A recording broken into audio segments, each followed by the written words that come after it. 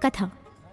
किसी गांव में एक साहूकार रहता था जिसके घर में अन्न, वस्त्र और धन किसी की कोई कमी नहीं थी, परंतु उसकी स्त्री बहुत ही कृपण थी। किसी भिक्षार्थी को कुछ नहीं देती, सारे दिन घर के कामकाज में लगी रहती। एक समय एक साधु महात्मा बृहस्पतिवार के दिन उसके द्वार पर आए और भिक्षा की याचना की। स्त्री उस समय घर के आंगन को लीप रही थी। इस कारण साधु महाराज से कहने लगी कि महाराज, इस समय तो मैं घर लीप रही हूँ, आपको कुछ नहीं दे सकती, फिर किसी अवकाश के समय आना।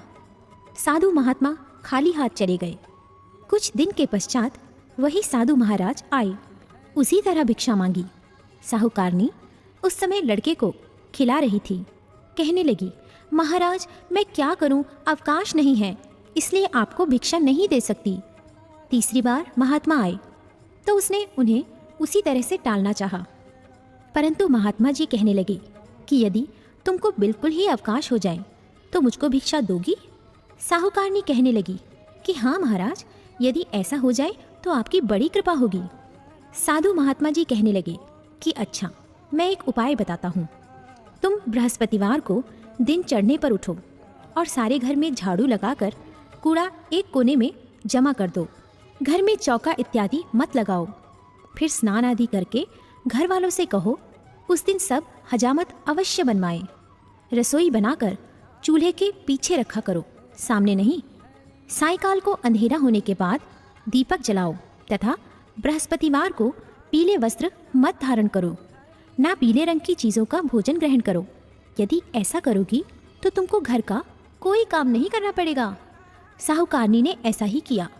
बृहस्पतिवार को दिन चढ़े उठी, झाड़ू लगाकर कूड़े को घर में ही जमा कर दिया। पुरुषों ने हजामत बनवाई, भोजन बनवाकर चूल्हे के पीछे रखा। वह सब बृहस्पतिवारों को ऐसा ही करती रही।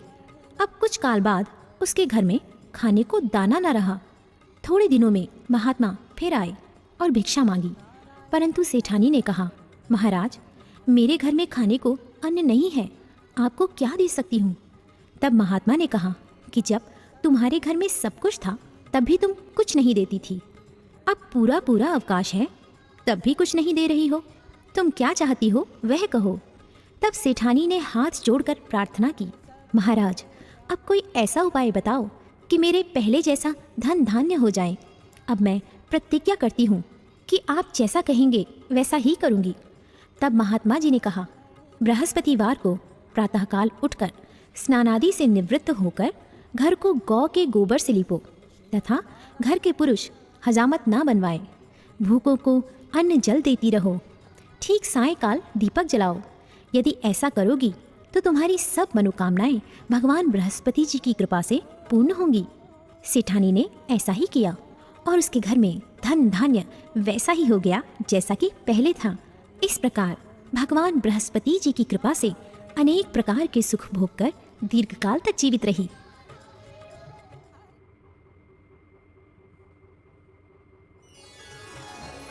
प्रिय भक्तजनों, आइए अब सुनते हैं बृहस्पतिवार की दूसरी कथा। एक दिन इंद्र बड़े अहंकार से अपने सिंहासन पर बैठे थे और बहुत से देवता, ऋषि, गंधर्व, किन्नर आदि सभी सभा में उपस्थित थे। जिस समय बृहस्पति जी वहां पर आए तो सबके सब उनके सम्मान के लिए खड़े हो गए, परंतु इंद्र गर्व के मारे खड़ा ना हुआ, यद्यपि वह सदैव उनका आदर किया करता था। बृहस्पति जी अपना अनादर समझते हुए वहां से उठकर चले गए। तब इंद्र को बड़ा शोक हुआ कि देखो, मैंने गुरुजी का अनादर कर दिया, मुझसे बड़ी भारी भूल हो गई। गुरुजी के आशीर्वाद से ही मुझको यह वैभव मिला है। उनके क्रोध से यह सब नष्ट हो जाएगा, इसलिए उनके पास जाकर उनसे क्षमा मांगनी चाहिए, जिससे उनका क्रोध शांत हो जाए और मेरा कल्याण हो। ऐसा विचार कर इंद्र उनके स्थान पर गए। जब बृहस्पति जी ने अपने योग बल से यह जान लिया कि इंद्र क्षमा मांगने के लिए आ रहा है, तब क्रोधवश उनसे भेंट करना उचित ना समझकर अंतर्ध्यान हो गए। जब इंद्र ने बृहस्पति जी को घर पर न देखा, तब निराश होकर लौट आए। जब दैत्यों के राजा वृषवर्मा को यह समाचार विदित हुआ तो उसने अपने गुरु शुक्राचार्य की आज्ञा से इंद्रपुरी को चारों तरफ से घेर लिया। गुरु की कृपा न होने के कारण देवता हारने व मार खाने लगे। तब उन्होंने ब्रह्मा जी को विनयपूर्वक सब वृतांत सुनाया और कहा कि महाराज, दैत्यों से किसी प्रकार हमें बचाइए। तब ब्रह्मा जी कहने लगे कि तुमने बड़ा अपराध किया है, जो गुरुदेव को क्रोधित किया। अब तुम्हारा कल्याण इसी में हो सकता है। त्वष्टा ब्राह्मण का पुत्र विश्वरूपा बड़ा तपस्वी और ज्ञानी है, उसे अपना पुरोहित बनाओ तो तुम्हारा कल्याण हो सकता है। ये वचन सुनते ही इंद्र त्वष्टा के पास गए और बड़े विनीत भाव से त्वष्टा से कहने लगे कि आप हमारे पुरोहित बनिए, जिससे हमारा कल्याण हो। तब त्वष्टा ने उत्तर दिया कि पुरोहित बनने से तपोबल घट जाता है, परंतु तुम बहुत विनती करते हो, इसलिए मेरा पुत्र विश्वरूपा पुरोहित बनकर तुम्हारी रक्षा करेगा। विश्वरूपा ने पिता की आज्ञा से पुरोहित बनकर ऐसा यत्न किया कि हरि इच्छा से इंद्र वृषवर्मा को युद्ध में जीतकर अपने इंद्रासन पर स्थित हुआ। विश्वरूपा के 3 मुख थे। एक मुख से वह सोमपल्ली लता का रस निकाल पीते थे, दूसरे मुख से वह मदिरा पीते और तीसरे मुख से अन्नादि भोजन करते। इंद्र ने कुछ दिनों उपरांत कहा कि मैं आपकी कृपा से यज्ञ करना चाहता हूँ। जब विश्वरूपा की आज्ञानुसार यज्ञ प्रारंभ हो गया, तब एक दैत्य ने विश्वरूपा से कहा कि तुम्हारी माता दैत्य की कन्या है, इस कारण हमारे कल्याण के निमित्त एक आहुति दैत्य के नाम पर भी दे दीजिए तो अति उत्तम हो। विश्वरूपा उस दैत्य का कहा मानकर आहुति देते समय दैत्य नाम भी धीरे धीरे से लेने लगे। इसी कारण यज्ञ करने से देवताओं का तेज नहीं बढ़ा। इंद्र ने यह वृतांत जानते ही क्रोधित होकर विश्वरूपा के 3 सिर काट डाले। मद्यपान करने से भंवरा, सोमपल्ली पीने से कबूतर और अन्न खाने के मुख से तीतर बना। विश्वरूपा के मरते ही इंद्र का स्वरूप ब्रह्म हत्या के प्रभाव से बदल गया। देवताओं के 1 वर्ष पश्चाताप करने पर भी ब्रह्म हत्या का वह पाप न छूटा, तो सब देवताओं के प्रार्थना करने पर ब्रह्मा जी बृहस्पति जी के सहित वहां गए। उस ब्रह्म हत्या के 4 भाग किए, उनमें से 1 भाग पृथ्वी को दिया। इसी कारण कहीं कहीं धरती ऊंची नीची और बीज बोने के लायक भी नहीं होती। साथ ही ब्रह्मा जी ने यह वरदान दिया, जहाँ पृथ्वी में गड्ढा होगा, कुछ समय पाकर स्वयं भर जाएगा।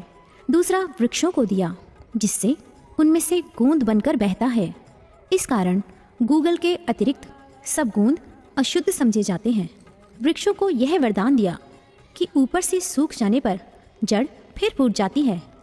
तीसरा भाग स्त्रियों को दिया। इसी कारण स्त्रियां हर महीने रजस्वला होकर पहले दिन चांडालनी, दूसरे दिन ब्रह्मघातिनी, तीसरे दिन धोबिन के समान रहकर चौथे दिन शुद्ध होती हैं और संतान प्राप्ति का उनको वरदान दिया। चौथा भाग जल को दिया, जिससे फेन और सिवाल आदि जल के ऊपर आ जाते हैं। जल को यह वरदान मिला कि जिस चीज़ में डाला जाएगा वह बोझ में बढ़ जाएगी। इस प्रकार इंद्र को ब्रह्म हत्या के पाप से मुक्त किया। जो मनुष्य इस कथा को पढ़ता या सुनता है, उसके सब पाप बृहस्पति जी महाराज की कृपा से नष्ट होते हैं।